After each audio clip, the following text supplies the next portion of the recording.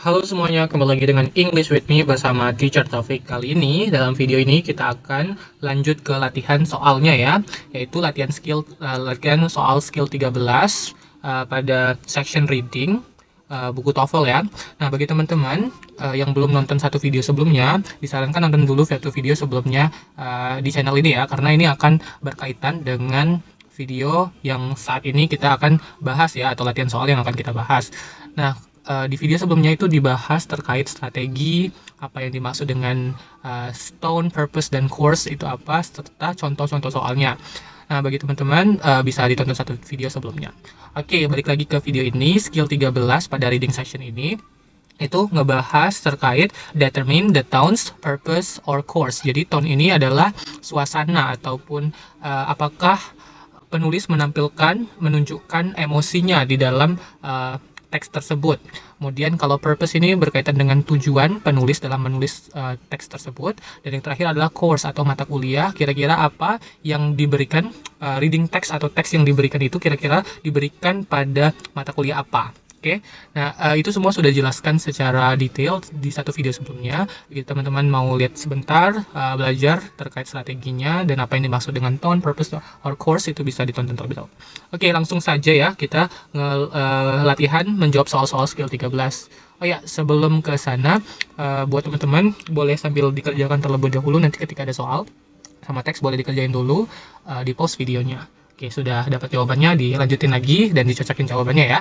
Oke, karena ini latihan soal ya, latihan soal, jadi perlu banyak latihan sebelum kita ambil tes TOEFL. Oke, langsung ke soal pertama, exercise 13. Nah, di sini kita lihat dulu soalnya ya. The purpose of this passage is to. Nah, di sini kita ada kata purpose. Jadi ini jelas ya. Dia menanyakan tujuan dari teks tersebut, tujuan dari author.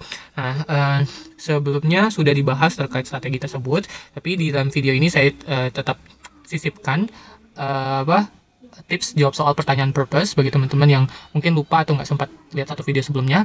Nah, di sini telah diberikan gambaran bahwa untuk menjawab soal pertanyaan purpose atau tujuan teks itu bisa dengan yang pertama itu temukan ide pokok dan perhatikan detail informasi atau informasi detail yang ada dalam teks. Kemudian purpose cenderung lebih general itu lebih umum ya daripada ide pokok. Jadi kalau ide pokok itu lebih spesifik, kalau purpose dia lebih umum, lebih tidak perlu begitu spesifik. Yang kedua, tariklah kesimpulan untuk purpose berdasarkan ide pokok dan detail yang diberikan di dalam teks ya. Oke, kita baca dulu teksnya. Bagi teman-teman yang lupa gimana sih cara jawab ide pokok itu, cara menentukan ide pokok, bisa ditonton lagi video terkait ide pokok ya, skill 1 pada playlist reading TOEFL ya. Tapi di sini saya ingatkan kembali, cara menjawab ide pokok itu, menentukan ide pokok teks itu kita bisa membaca kalimat pertamanya ya. Oke, kita baca dulu kalimat pertamanya di sini ya. Truman Capote's In Cold Blood 1966 is a well-known example of the non-fiction novel.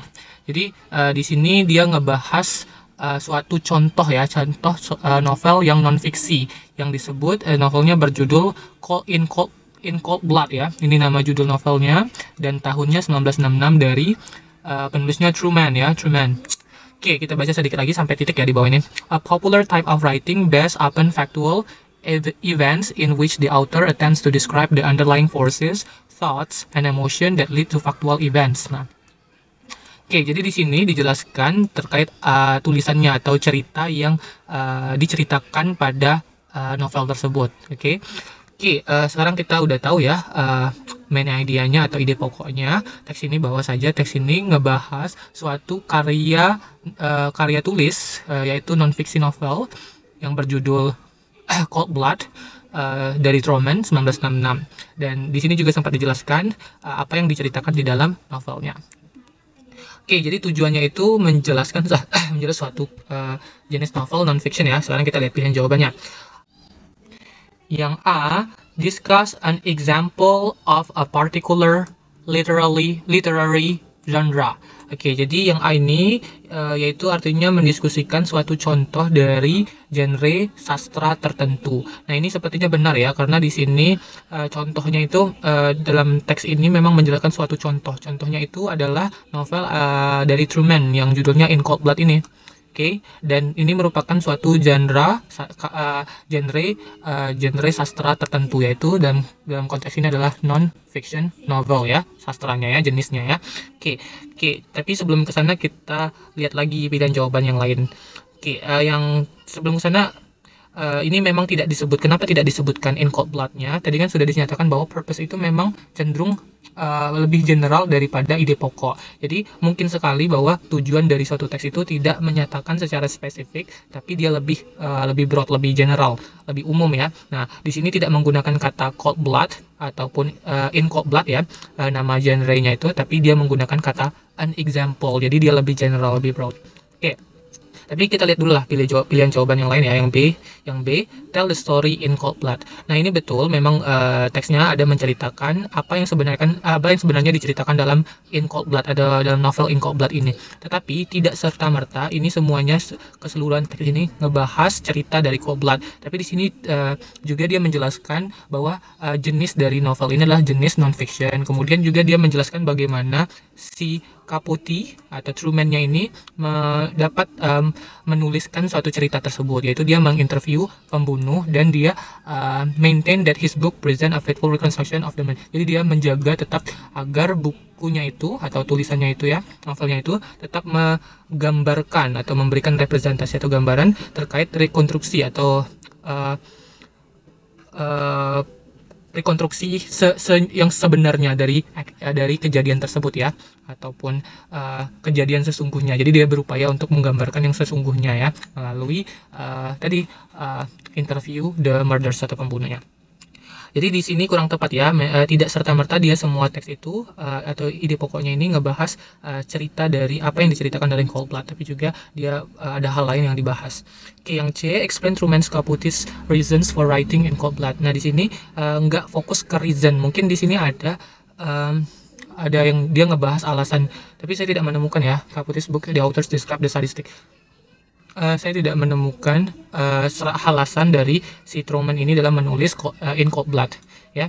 Kalaupun ada, tapi fokusnya bukan ke sana, atau ide pokoknya bukan ke alasannya, tapi dia lebih memberikan contoh dari suatu jenis karya sastra, suatu contoh dari karya sastra, genre karya sastra tertentu. Dan ini ya. Yang C juga bukan. Yang D, describe how Truman Capote research his non-fiction novel. Mendeskripsikan bagaimana Truman Capote mencari atau ya membuat ya, atau meriset novel non-fiksinya. Emang benar ini ada dia dibahas di baris kelima ini ya. Jadi dia melakukan riset dulu sebelum menulis itu ya, dengan cara dia menginterview murdersnya. Memang ada dia mendeskripsikan itu, menjelaskan itu dalam teks ini, tapi ini bukanlah ide pokoknya ya. Ide pokoknya yang sesungguhnya itu adalah to discuss an example of a particular literary genre. Jadi tujuan dari teks tersebut yaitu mendiskusikan suatu contoh dari genre sastra, karya sastra tertentu. Kita lanjut ke nomor 2 sekarang. Which of the following best describe the tones of the passage? Ini jelas ya, dia nanya tones. Tone itu merujuk ke suasana atau emosi. Apakah teks itu menampilkan emosi? Apakah penulis menyisipkan kata-kata ataupun clue, petunjuk yang menunjukkan dia menunjukkan emosi di sana.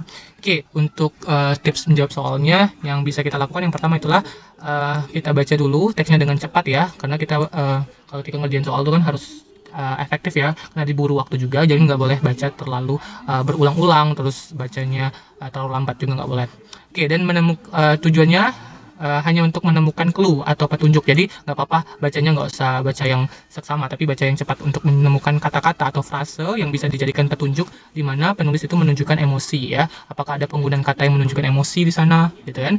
Yang dua, pilih jawaban yang sesuai dengan emosi yang penulis tampilkan pada teks. Apabila ada, maka kita harus pilih yang sesuai dengan apa yang digambarkan di dalam emosi yang digambarkan dalam teks itu. Tapi dijelaskan pada satu video sebelumnya ini bahwa kebanyakan teks pada TOEFL test itu tone-nya itu atau suasananya ini, tones-nya itu kebanyakan itu adalah information, explanatory ya, dia lebih bersifat faktual.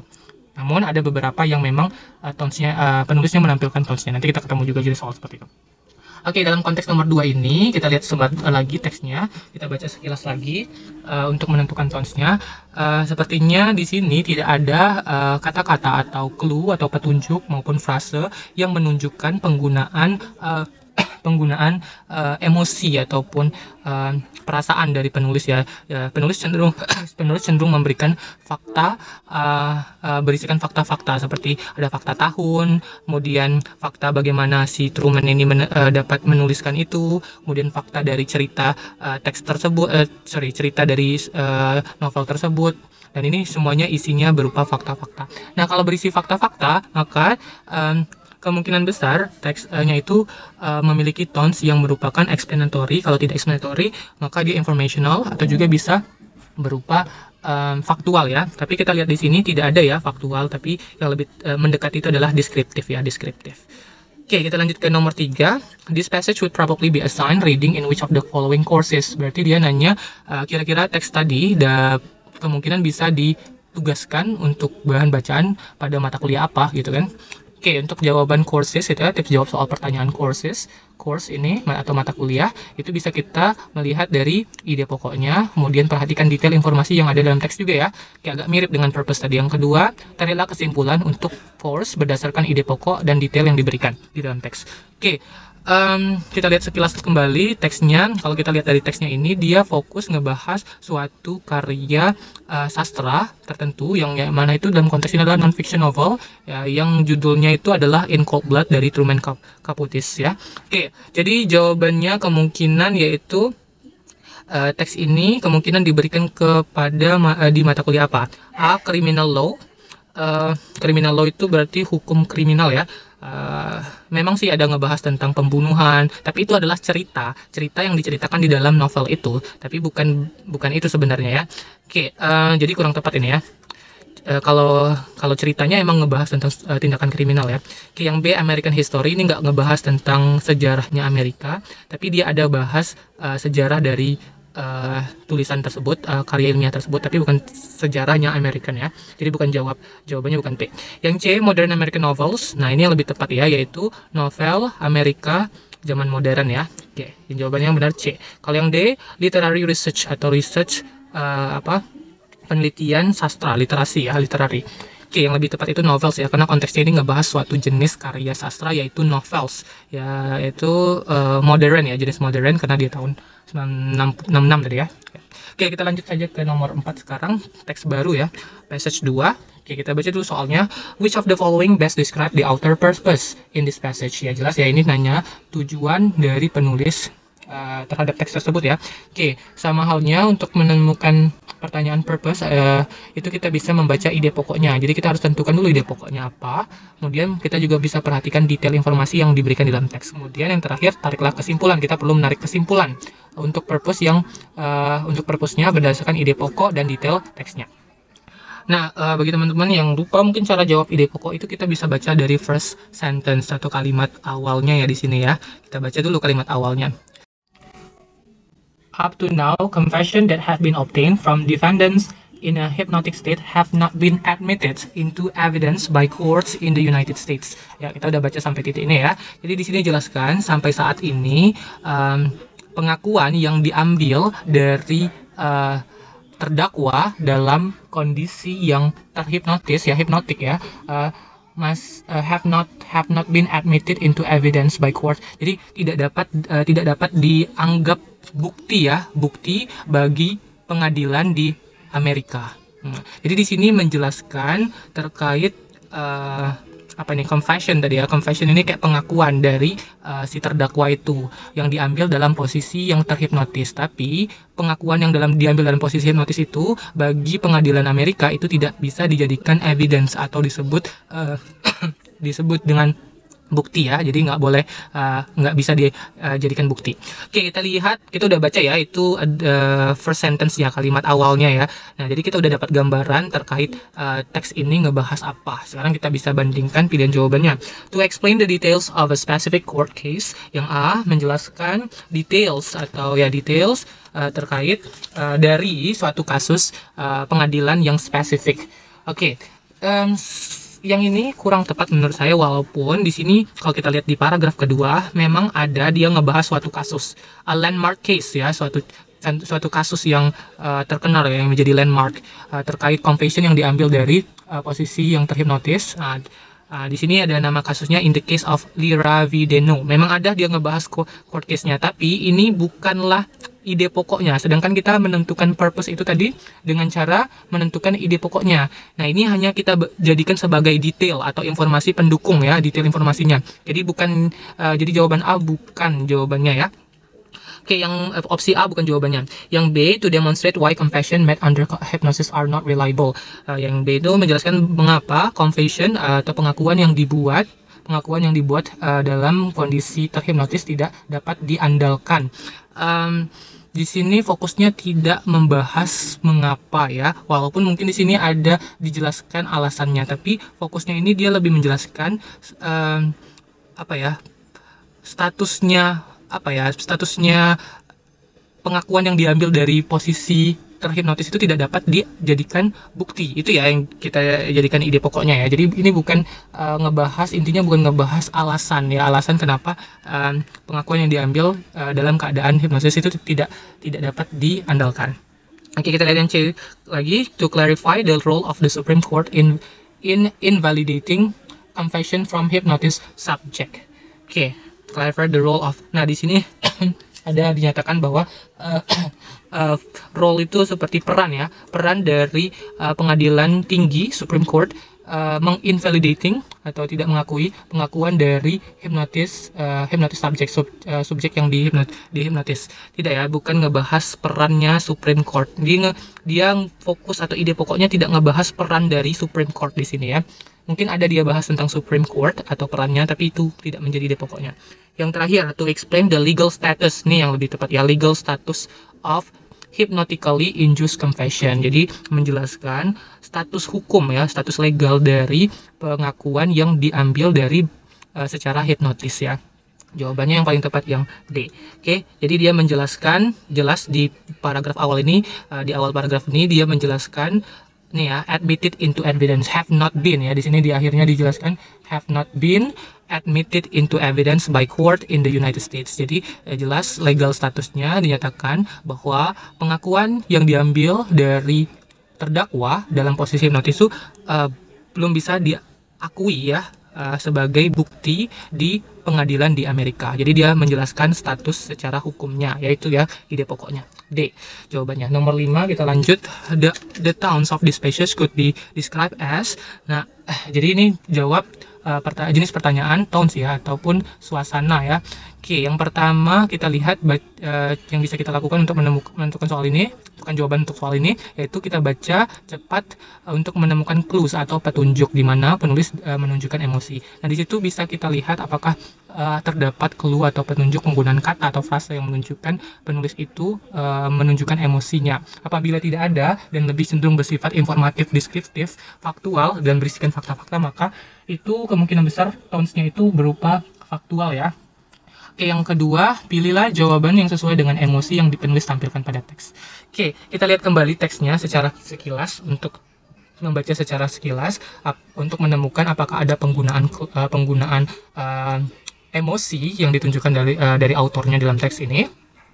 Oke, kita baca sedikit aja lagi. Expert in the field of hypnosis have found that confession are not completely reliable. Subject in the hypnotic may confess to crimes they did not commit for one to reason. Either by they fantasize they committed the crimes or they believe that a landmark case concerning confession under subpoena went all the way to the US Supreme Court. In the case of Lira, a suspect was hypnotized by psychiatric for the district.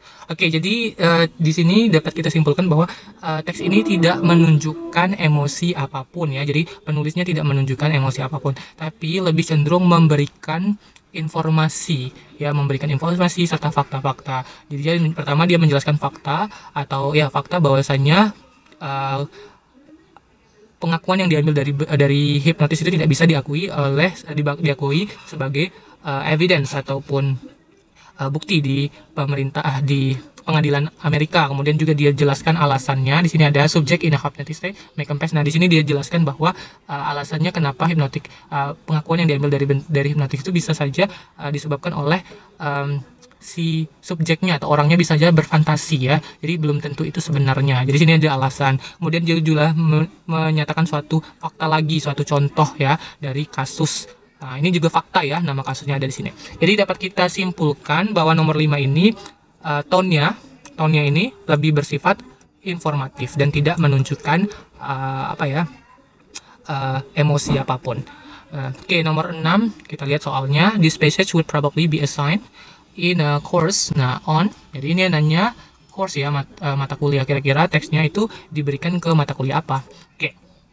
Untuk menentukan pertanyaan course ini, kita bisa lihat ide pokoknya dan perhatikan detail informasi dari teksnya. Kemudian kita coba tarik kesimpulan untuk course berdasarkan ide pokok dan detail teks tersebut. Jadi kita sebenarnya udah dapat ya ide pokoknya itu terkait bahwa legal status atau status hukum dari pengakuan yang diambil dari kondisi atau keadaan terhipnotis di mana itu tidak diakui atau tidak dapat diambil sebagai bukti bagi pengadilan di Amerika. Jadi ini berkaitan dengan hukum ya, berkaitan dengan hukum. Yang A, American law, jelas ya, ini berkaitan dengan hukum atau hukum Amerika. Ya, kemungkinan besar ini jawabannya, tapi kita boleh lihat yang lain ya. Psychiatric healing atau pengobatan psikiatris. Nah, ini memang ada yang ngebahas menyinggung terkait psychiatric healing, psikiatrik ini ya, tapi teksnya itu fokusnya tidak ke pengobatan, hanya menjelaskan peran psikiatrik atau psikiatrik dalam melakukan hipnotis tersebut. Jadi bukan ini ya, tidak ada kaitannya dengan ini. Yang C, parapsikologi ataupun psikologi para, ini juga nggak berkaitan dengan ini. Kemudian yang D, filosofi, juga tidak. Yang paling tepat adalah American law ya, hukum Amerika. Oke, kita lanjut ke nomor 7. The author's main purpose in this speech is to, jelas ya, ini menanyakan tujuan, main purpose. Nah, untuk jawab soalnya seperti sama, yaitu kita pertama tentukan ide pokok dan perhatikan penggunaan detail informasi dalam teks. Kemudian kita bercoba untuk menarik kesimpulan untuk purpose-nya berdasarkan ide pokok dan detail informasi yang diberikan di dalam teks. Nah, kita bisa menentukan ide pokok itu kan dari baca baris awalnya ya. Di sini kita baca dulu. The rate at which the deforestation of the world is proceeding in alarming. Nah ya, ini ada bahas tentang kecepatan dari deforestasi atau kayak pembalakan hutan gitu. Oke, di dunia itu sangat mengkhawatirkan, is alarming. Oke, jadi ini ngebahas tentang pembalakan liar ya dan kecepatannya yang mengkhawatirkan. Jadi kita lihat dulu sekarang pilihan jawabannya. Udah dapat kan ide pokoknya, tapi kita boleh sih lihat sebagian di sini detail apa itu namanya? Detail informasinya. Di sini ada tahun 1950, ada 25% dari permukaan bumi itu tertutup oleh hutan. Kemudian kurang dari 25 tahun, kemudian jumlah hutannya itu berkurang jadi 20%. Nah, ini fakta ya, lebih ke fakta-fakta ya, 25%, 20%, 1950 ke 1973, yang mana merupakan 20 juta square kilometer atau kilometer persegi dari forest itu hilang ya. Oke, berkurang ya dari 25% ke 20%. Prediksi yang mana 20 juta square kilometer lainnya dari luas hutan atau tanah hutan akan hilang pada tahun 2020. Oke, nah jadi ini ngebahas detailnya juga masih ngebahas tentang jumlah hutan yang terus berkurang ya dalam konteks luasnya ya. Kemudian di paragraf kedua kita baca sekilas saja. The majority of the deforestation is occurring in tropical forests in developing countries fueled by the developing countries need for increased agricultural land and jadi di sini menjelaskan mayoritas penyebab ya, di sini disebutkan mayoritas dari deforestasi itu terjadi di hutan tropis di negara-negara berkembang yang didorong oleh developing kebutuhan negara-negara berkembang untuk lahan agrikultural yang semakin meningkat. Itu ya, jadi ini menjelaskan masih berkaitan dengan deforestasi tapi lebih menjelaskan penyebabnya atau alasan kenapa terjadinya deforestasi. Oke. Jadi sekarang kita udah dapat gambaran, detailnya sudah, ide pokoknya sudah. Sekarang kita lihat pilihan opsi jawabannya. Yang A, cite statistics about an improvement on the Earth's land surface. Di sini yaitu mensitasi statistik mengenai peningkatan lahan bumi ya, permukaan bumi. Dan di sini nggak nyambung ya, nggak berkaitan dengan deforestasi ya. Jadi ini bukan jawabannya. Kalaupun itu tapi ini nggak fokus ke statistik juga ya, walaupun dia ada ngebahas tentang statistik, tapi ini bukan ide pokoknya, bukan tentang statistiknya. Oke, yang B, explain where deforestation is occurring, menjelaskan di mana deforestasi itu terjadi. Betul, dia ada menyebutkan di mana terjadinya deforestasi. Kebanyakan tadi disebutkan bahwa di negara-negara berkembang, tapi ini bukanlah ide pokoknya, jadi salah ya, bukan itu ide pokoknya. Oke, yang C, make the reader aware of a worsening world problem. Nah, ini yang lebih benar ya, yaitu membuat para pembaca itu sadar bahwa terhadap suatu masalah dunia yang semakin memburuk. Nah, di sini kita kan udah dapat nih ide pokoknya tuh di sini nih. Di sini udah dijelaskan dari penulisnya udah menjelaskan bahwa masalahnya itu adalah deforestasi. Kemudian masalahnya itu memburuk, yaitu disebutnya alarming ya di sini ya, semakin mengkhawatirkan masalahnya itu. Oke, jadi jawabannya yang C. Yang D, blame developing countries for deforestation. Memang di sini ada penulisnya menyalahkan negara-negara berkembang atas deforestasinya, tapi itu bukan jadi ide pokoknya, hanya sebagai detail informasi. Jawaban yang paling tepat untuk nomor 7 jadinya C. Oke, kita lanjut ke nomor 8. Which of the following best describes the tones of the passage? Ini jelas ya, menanyakan tones ataupun suasana, dan menanyakan apakah ada penggunaan emosi yang ditunjukkan oleh penulis di dalam teks. Sama cara jawab pertanyaan tones ini kita sama-sama seperti sebelum soal-soal tones-nya, kita bisa membaca cepat ya, membaca cepat sekilas, baca cepat sekilas untuk menemukan clues atau petunjuk di mana penulis menunjukkan emosi. Tapi kebanyakan itu tidak menunjukkan emosi ya. Tadi dua soal sebelumnya, kedua-duanya itu lebih menyatakan fakta-fakta saja, tidak ada emosi di situ ditunjukkan. Yang nomor 2, pilihlah jawaban yang sesuai dengan emosi yang penulis tampilkan pada teks. Sekilas kita baca sekilas lagi, kita lihat sekilas lagi teksnya ini. Kalau kita lihat sekilas lagi, ini memang tidak ada, kalau di sini memang mirip ya, dia ini menyatakan fakta-fakta. Tapi di sini ada penggunaan kata, coba penggunaan kata, penggunaan kata alarming nih, ada penggunaan alarming. Nah ini menunjukkan bahwa emosi ya, menunjukkan emosi dari penulisnya itu, bahwa penulisnya itu khawatir terkait masalah deforestasi ini. Oke, ini masalah deforestation ya tadi. Oke ya, jadi terlihat di sini, walaupun tidak di bawahnya, tidak, yang lain menurut saya tidak terlihat, tapi di sini ada penggunaan kata clue ya, seperti penggunaan kata alarming ini sebagai bukti bahwa terjadinya adanya emosi yang ditampilkan oleh penulis. Oke, jadi jawabannya yang itu adalah concern, disinterested, placid, exaggerated. Jelas ya, jawabannya itu adalah concern. Ya, concern itu artinya penulisnya itu mana nih? Salah ya, warnanya merah. Jadi penulisnya itu sebenarnya khawatir ya, concern ya, terkait masalah deforestasi, ditunjukkan dengan penggunaan kata alarming. Kemudian kalau yang B, disinterested, tidak tertarik, bukan ya, tidak ada kaitannya dengan itu. Placid tidak ya. Exaggerated juga tidak. Exaggerated itu seperti kayak exaggerated itu seperti melebih-lebihkan ya. Yang 9, soal terakhir, this passage would probably be assigned in which of the following courses. Jadi dia nanya kira-kira bacaan teks ini akan diberikan ke mata kuliah apa. Sama seperti sebelumnya, untuk jawab pertanyaan course kita tentukan dulu ide pokoknya, terus perhatikan detail yang diberikan, kemudian tarik kesimpulan untuk course berdasarkan ide pokok dan detailnya. Nah, jadi kita udah tahu ya, ide pokoknya itu menjelaskan deforestasi yang semakin mengkhawatirkan, dan penulisnya berupaya untuk menyadarkan orang-orang akan masalah tersebut ya. Jadi kira-kira ini kan berkaitan dengan deforestasi ya, berarti ini berkaitan dengan kira-kira diberikan pada mata kuliah apa? Geologi, bukan ya? Kalau geologi itu berkaitan dengan bumi ya, atau batu-batuan ya. Geografi ya, mungkin ya geografi ya. Coba kita lihat lagi, geometri ini terkait dengan pengukuran ya, bukan. Marine biology hampir betul, tapi ini ada marine ya. Marine itu lautan ya, jadi bukan ini jawabannya. Yang paling tepat itu adalah geografi ya. That's all for our lesson today. Makasih buat teman-teman sekalian udah nonton video ini, semoga bermanfaat.